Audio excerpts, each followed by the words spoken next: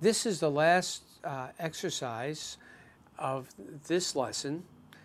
So after you practice this second part, we will start on a new lesson. Be sure you review everything and play everything slowly again, and go back to other lessons periodically to review. If you have any problems in this lesson, maybe it means that you should be reviewing some of the previous lessons. In this lesson, we will start on page 42, dotted 8th and 16th notes. It's a good thing to review 16th note first. Remember, 16th note, we'll take the note G as it has on the first exercise 1, but let's just play quarter notes first.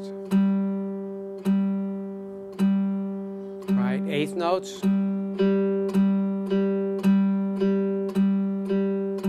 16th. Notice I'm still doing rest strokes, so I know where my pick is. I'm not doing this. In fact, I'm not doing it because I will miss the note. Rest strokes. I'm doing rest strokes. So now, let's review what we know about a dot after a note. Remember, we said that a dot after a note adds to that note another half value of that note. In other words, let's not talk abstractly, let's talk about specific. A dotted half note means that we have 2 beats plus half of that 1 beat, so that note would get 3 beats. A dotted quarter note would be 1 beat plus half of that, a half a beat, which would be a beat and a half. A dotted eighth would be a half a beat plus a half of that, which would be like a 16th note, a quarter of a beat, so it would be 3/4 of a beat. So if we're doing 16th notes, 8th notes, dotted eighth, 16th, dotted eighth. Practice this by just turning the metronome on and going back and forth between 16th note, 8th note, dotted eighth to a 16th note. 8th note.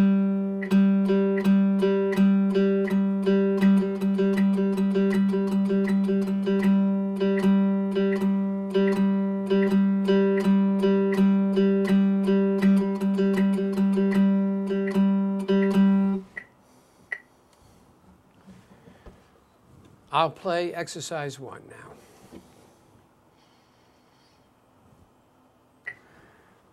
Exercise 1 consists of those 16th notes, dotted eighth going to a 16th, and a few 8th notes. 1, 2, 3, 4.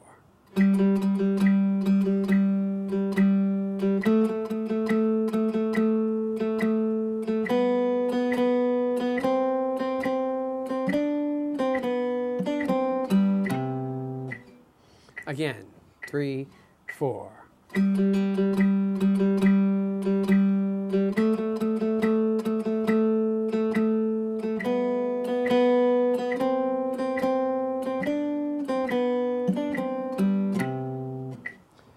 If you're having problems counting that, you could actually count it twice as fast and make them 8th notes going to dotted quarter notes like this. First it was 1, 2, 3, 4. You could do 1, 2, 3, 4.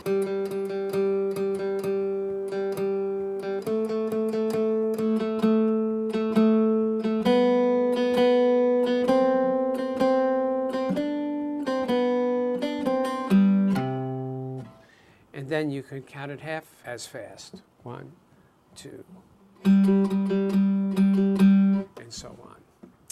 Let me play you now exercise 2. Notice it says slowly on each of these exercises. You need to count it slowly so that you can concentrate on playing the 16th notes. 1, 2, 3, 4.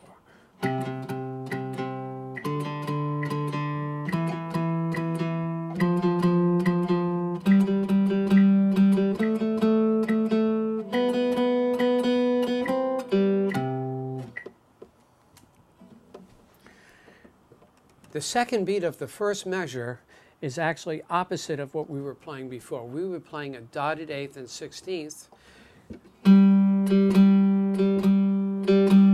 This is a 16th to a dotted eighth, so it's 1,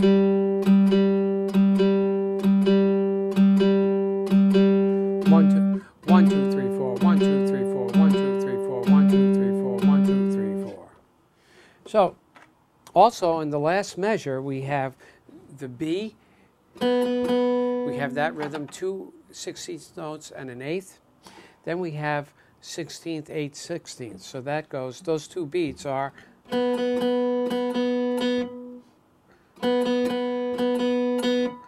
1, 2, 3, 4. The whole measure. 1, 2, 3, 4.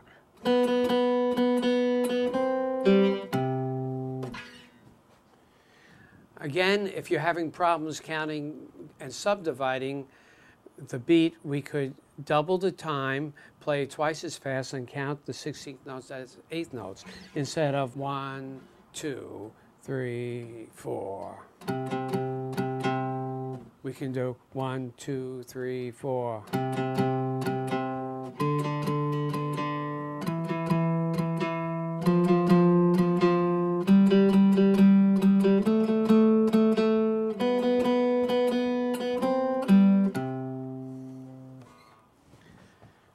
Now the next exercise that we have is something that it's an illustration on how people play lines with a swing rhythm. I'll read this to you and then I'll explain my take on it. Note that the above strict or legitimate interpretation of dotted eighth and 16th notes produces a rather jerky rhythm. And I agree with that. In pop music and jazz, they are played more legato, smoothly, in a flowing manner. I would call it more relaxed. This is done by treating them as triplets.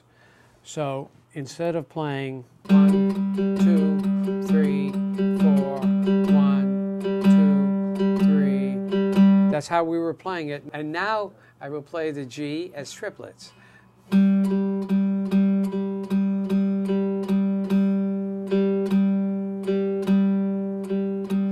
This gives the so-called swing feel that we feel. It's a more, shall I call it, more relaxed way of playing the dotted eighth 16th. So let me play exercise 3 and you'll hear it better.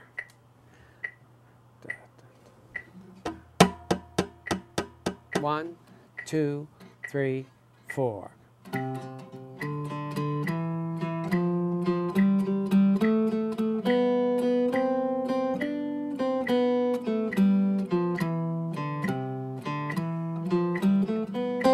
I will play it at strict dotted eighth 16th, the last line.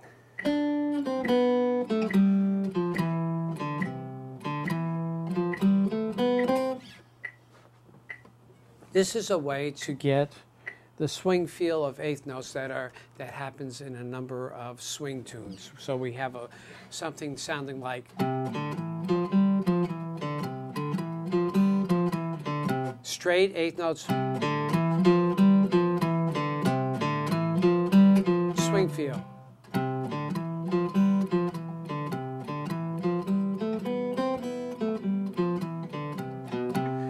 We will come across this feel a number of times in this book, and we'll be going over that again.